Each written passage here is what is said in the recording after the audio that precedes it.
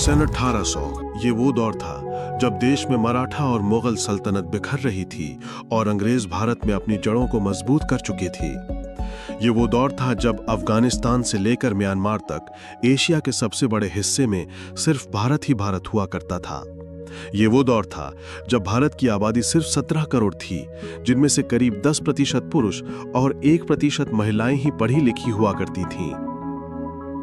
शायद इसी वजह से मीलों दूर से आए अंग्रेजों ने भारत पर कब्जा जमा लिया था। ईस्ट इंडिया कंपनी की सरकार ने गरीबों और किसानों का शोषण शुरू कर दिया था और सोने की चिड़िया कहे जाने वाले भारत को लूटने में कोई कसर नहीं छोड़ी थी। लेकिन क्या आपने कभी सोचा है उस दौर में आम भारतीयों की जिंदगी आखिर कैसे हुआ करती थी? उनका रहन सहन और पहनावा कैसा होता था? उस दौर के भारतीय लोग क्या काम किया करते थे और कैसे अंग्रेजों ने भारत के महान साम्राज्य की हुकूमत को अपने कब्जे में लिया था? अगर हाँ, तो आज का वीडियो आपके लिए खास है, क्योंकि आज हम सन 1800 के दौरान अखंड भारत के इतिहास से पर्दा उठाएंगे, जिसे ज्यादातर स्कूलों कॉलेजों में पढ़ाया नहीं जाता है। लेकिन उसके पहले आप वीडियो को लाइक और चैनल को सब्सक्राइब कर दीजिए।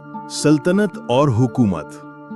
16वीं शताब्दी की शुरुआत में जब अंग्रेजों ने भारत में दस्तक दी, तो शुरुआत में उनका उद्देश्य सिर्फ यहां व्यापार करना था। लेकिन जब देश के कई महान राजा उनकी मीठी बातों की शिकार नहीं हुए, तो उन्होंने इस महान देश की सत्ता पर ही कब्जा करने का फैसला किया। बता दें कि भारत में कदम रखने वाली सबसे पहली ब्रिटिश टोली के कैप्टन थे विलियम हॉकिंस, जिन्होंने 24 अगस्त 1608 के दिन सूरत के बंदरगाह पर पहला कदम रखा था। और कुछ ही समय में उन्हें यह अंदाजा लग गया था कि वे कूटनीति से भारत को अपने कब्जे में कर सकते हैं। 1631 में जब शाहजहां ताजमहल बनवा रहे थे, तभी अंग्रेज भारत में अपने पैर पसारने की कोशिश में लगे हुए थे।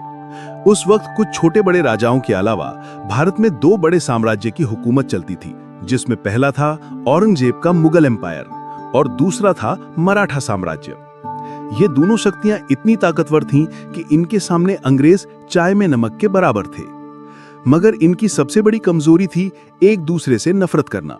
ये देख अंग्रेज एक तरफ इन दोनों सल्तनत के राजाओं के तलवे चाटते रहे और ये जताने की कोशिश करते रहे कि हम आपके साथ हैं, लेकिन दूसरी तरफ बड़ी चालाकी से कूटनीति करके इन दोनों साम्राज्य में कई लड़ाइयां करवाईं और खुद बाजी मारने के लिए सही मौके का इंतजार करते रहे। अपनी इसी रणनीति में कामयाब होने में अंग्रेजों को 100 साल लग गए और शुरुआत हुई 18वीं सदी की, जब ईस्ट इंडिया कंपनी ने भारत में अपने पैर पसार लिए थे। मुगलों की सल्तनत खत्म होने की कगार पर थी और मराठा साम्राज्य भी कई इलाकों में अंग्रेजों से हार चुका था। एक तरफ वे गरीबों और किसानों का